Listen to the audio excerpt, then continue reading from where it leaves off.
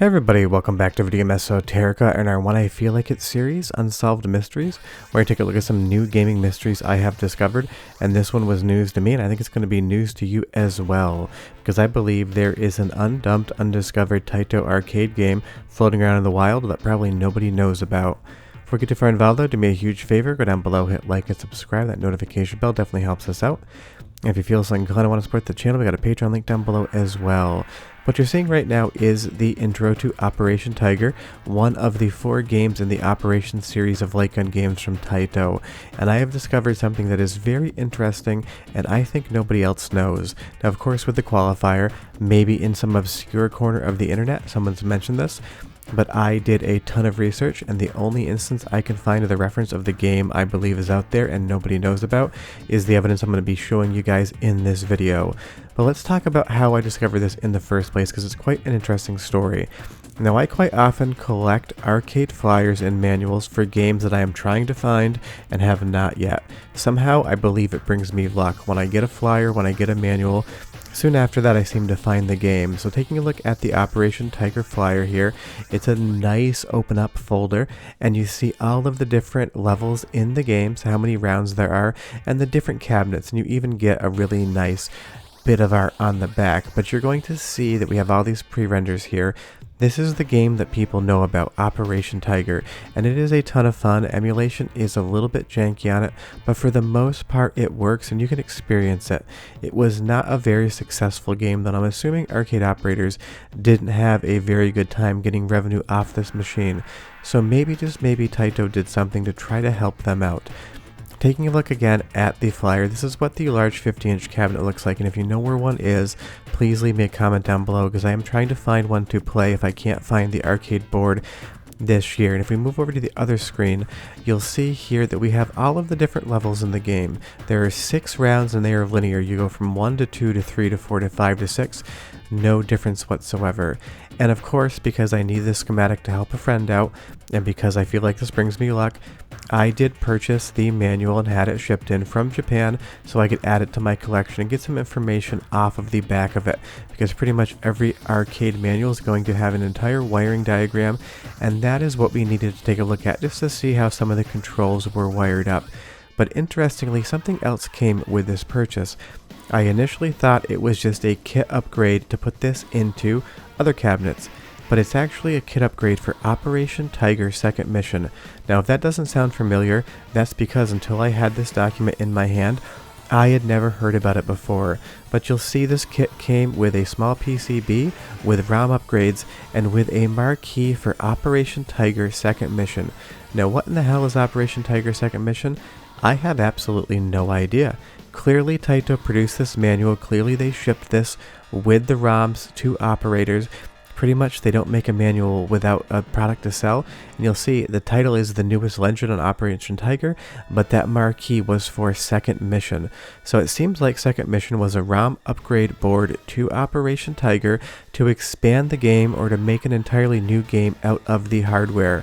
But going back to this manual, you're going to see all of the different ROM chips and their codes, and they are EEPROMs. They have the little sticker window. You'll see the marquee and the PCB sticker. And this here shows you how to separate the boards and how not to do it. But the more important thing is those boards look very familiar to me at least. But let's go over the chronological lineage of the Operation series, starting with Operation Wolf. This is where Taito got the foundation for the franchise. And as of right now, there are 4 games in the series. Operation Wolf, Operation Thunderbolt, Operation Wolf 3, and Operation Tiger. There's a 5th game coming out soon that nobody ever expected to see, but it seems like there's a 6th game. But Operation Wolf laid the foundation for what would come, and it is a ton of fun. These are all military-themed light gun shooters. If you know anything about the channel, or me in particular, you know I love 2 things: arcade games and light gun games. Taito brings me both with these. I have played an absolute ton of this game in the past, and it is a board that I probably should add to my PCB collection, but because it's so easy to play, and you can still see a decent amount of cabinets, I just haven't yet. Moving on to the second game in the series, that's going to be Operation Thunderbolt. Was a great sequel to Operation Wolf and expanded on pretty much everything, and it had some really nice sprite scaling. Sega's usually known for their sprite scaling, but Taito did an excellent job with it as well.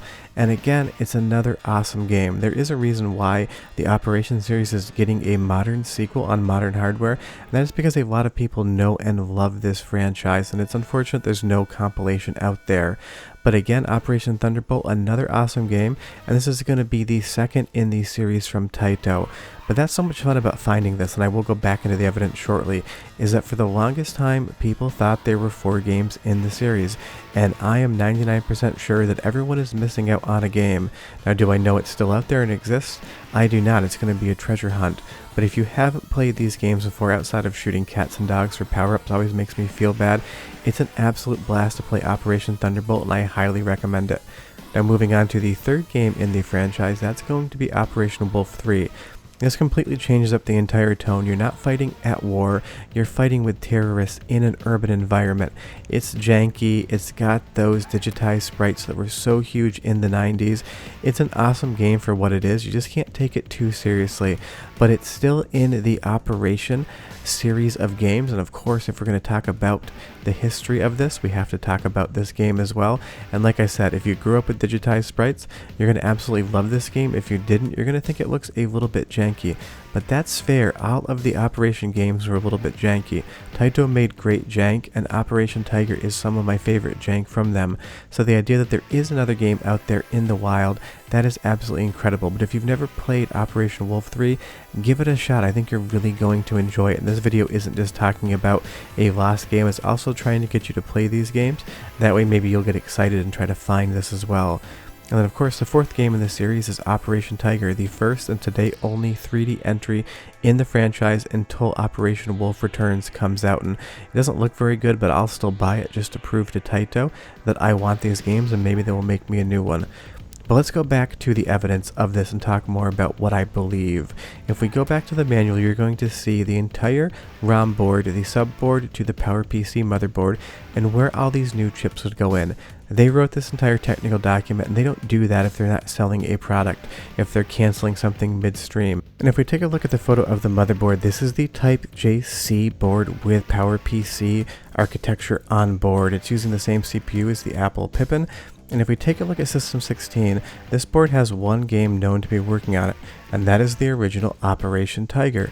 But if we go back to the upgrade manual that I received with the Operation Tiger manual, you get all this additional information. This marquee right here, second mission, if we go ahead and use Google Translate, I don't speak Japanese, it's the best I can do, you're going to see it says second mission POP. POP just stands for marquee, it's a word they love to use. But the most important thing to show us what's actually going on in this game is in the back of the manual it has a route map, and at the end of stage 1 and at the end of stage 3 you get a choice as to what route to go to. And let's translate those routes over. You're gonna see it is dogfight, enemy weapons field, something about a dense forest, a guerrilla hideout, main supply route, escape the helicopter, and that says way salt down below, but I retranslated and it was derelict mansion or castle. These are not the levels that show up in Operation Tiger. If we go back over to Operation Tiger, nothing is the same as what's being described. And the most interesting part is when you end one level, you just go to the next level. There's absolutely no choosing your route through this game. It is linear. There are 6 stages. After you beat 1, you go to 2. After you beat 2, you go to 3. So on and so forth until you see the end of this game. Which means that the route map and the fact that you can choose where you want to go is just 100% not true for the game that we have. You'll see here we clear the round and we just move right into the next round with absolutely no choice as to what we want to do. Now Operation Tiger is a ton of fun, and I'm gonna find an arcade PCB and get a direct capture off real hardware for everybody. It might take me a week, it might take me a month, it might take me a year, but if you got one for sale, contact me because I am a buyer. And this is so unknown that if you go into MAME, there is no heading. If we type in Operation Tiger, we see Operation Tiger, Operation Thunderbolt, Operation Wolf, and Operation Wolf 3, but there isn't even a heading for this game in MAME. I have searched both the American language as well as the Japanese kanji, and I can find nothing. So what I'm trying to say in today's video is there is probably a very rare game from Taito that released to arcades, that nobody knows about, that is not preserved, and now that I know it exists, I have to find it. So if you have any inkling as to where this may be, leave me a comment down below. If I can acquire it like everything else, I will dump it and release it to the community for free, because that's what I enjoy doing. But it seems like there's an arcade game out there that nobody knew about, that Taito made, shipped, had a manual for, and has absolutely no evidence otherwise. Short of that, I'll see you guys next time. Hope you enjoyed the episode. Bye bye.